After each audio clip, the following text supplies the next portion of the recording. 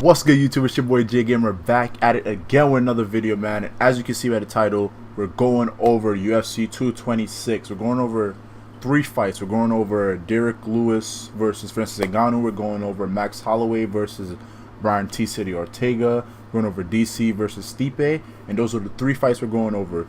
UFC 226. Let's get it. Wait, why the hell is my clothes in the picture? Oh, it's still there. Whatever.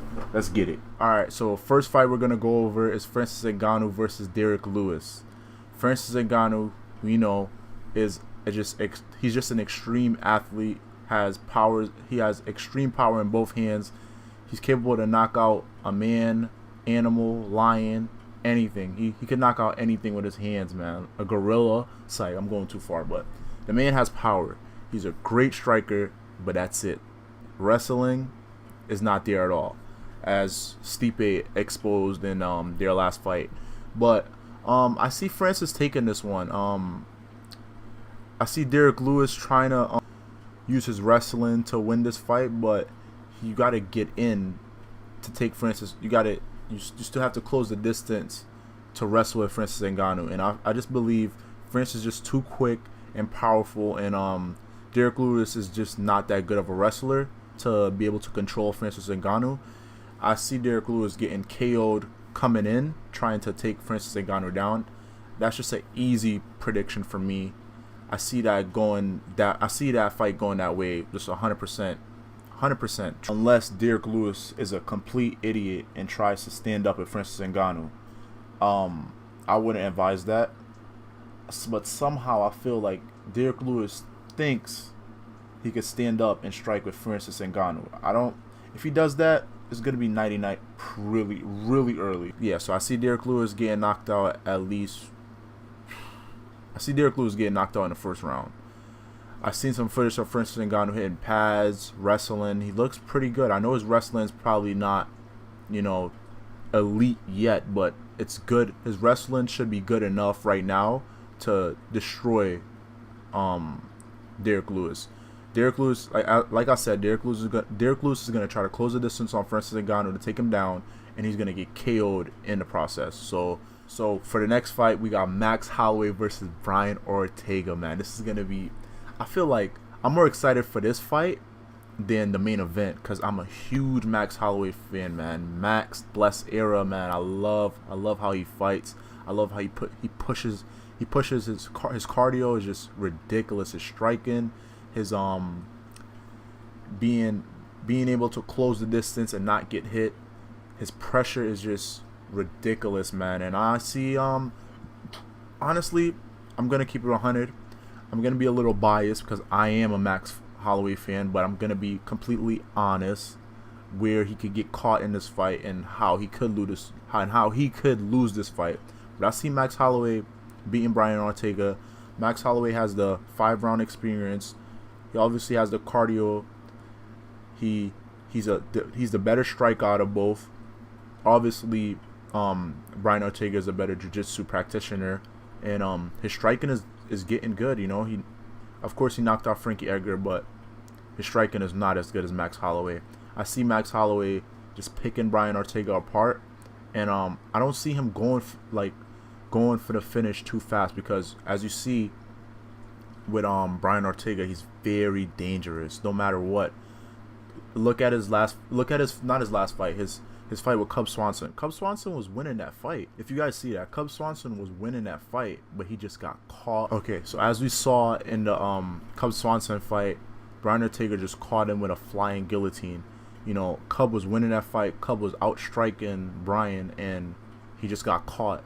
So that's kind of how I see. That's the only way I see Max kind of like losing that fight, is him putting on too much pressure and Brian Ortega just seizing that opportunity and catching him with some wild submission. I saw this man practicing flying triangles, flying guillotines.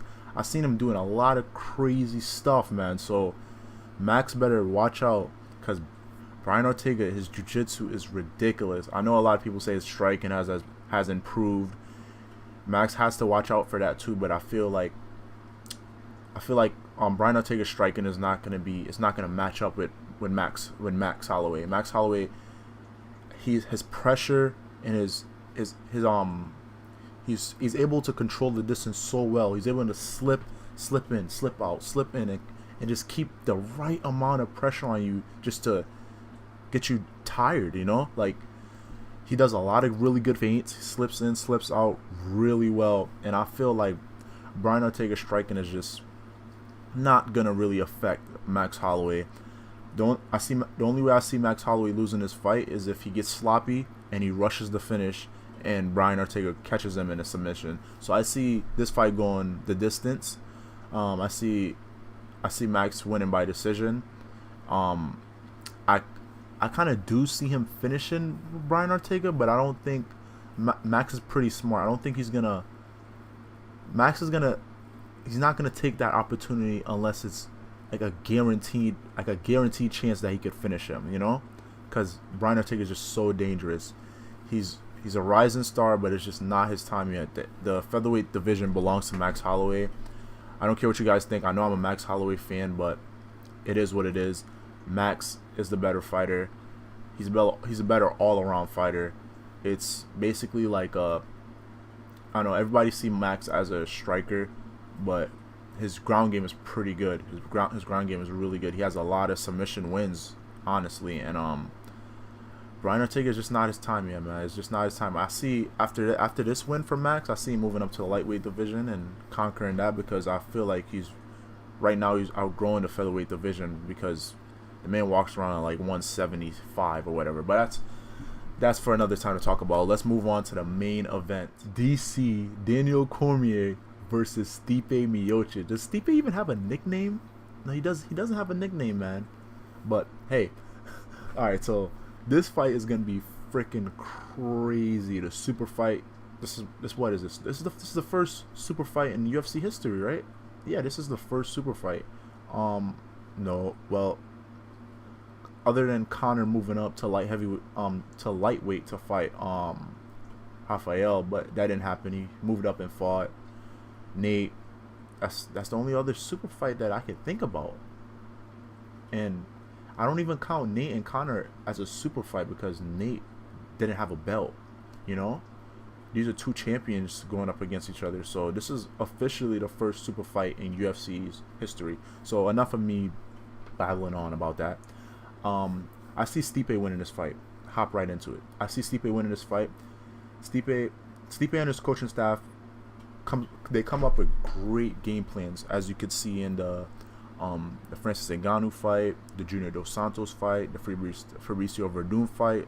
I know the fight wasn't long, but they come up with great game plans, and I feel like Stipe is just such a complete MMA fighter. He's good on the ground. He's obviously a great striker. Can knock you out with both hands. He's durable. Excuse me. His cardio is ridiculous. The heavyweight division is so hard to be champion for a long time, and he's defended his belt 3 times. You know, in the heavyweight division, anybody can knock you out. Anybody can knock you out. And for the amount of times he defended that belt and just destroyed his opponents, man, like, he's the best heavyweight of all time. And this is coming from a Cain Velasquez fan. Cain Velasquez is my favorite fighter of all time, and I'm not gonna hate on Stipe. I'm gonna give him his props because he's the greatest heavyweight of all time, and I do not see DC, as good as DC is in light heavyweight, I feel he's gonna be better as a heavyweight, but it's not gonna be enough to beat Stipe. I could be wrong, but I'm just going with the stats and what I've seen and whatever, you know. I'm mumbling up my words, but I'm just so excited for this fight. And I just see Stipe staying on the outside, not getting too close, closing the distance a little bit, but not getting too close to not trying to stay too close to DC, where DC could grab him and take him down. DC's gonna take him down, but Stipe wrestling is good enough to hang with DC for a while in the wrestling area. And I just see Stipe just being way too much for DC. He's gonna He's gonna outstrike him. He's not gonna out wrestle him, but he's gonna stay away from the wrestling. I see Stipe using the clinch to wear down DC a little bit. That'll be very smart of Stipe. You know, he could try to stay away from DC, but I don't think it's really gonna work because, you know, DC is such a good wrestler. Once he get a hold of you, he's gonna take you down. But I see Stipe having very good very good wrestling, very good defense, having a very good defense for Daniel Cormier wrestling. The big key is the reach advantage that Stipe has. What DC is like 5'11", Stipe is 6'4", and he's an amazing amazing boxer. He understands distance. He's not gonna be in that pocket where DC could hit him or DC could take him down and control the fight. I just see Stipe just being a smarter opponent. No knocks on Daniel Cormier. He's a great fighter. He has a great coaching staff, and there's no knock on him. I just feel like Stipe group and Stipe's coaching staff, and Stipe as a fighter will be able to outsmart DC and use good tactics to beat Daniel Cormier.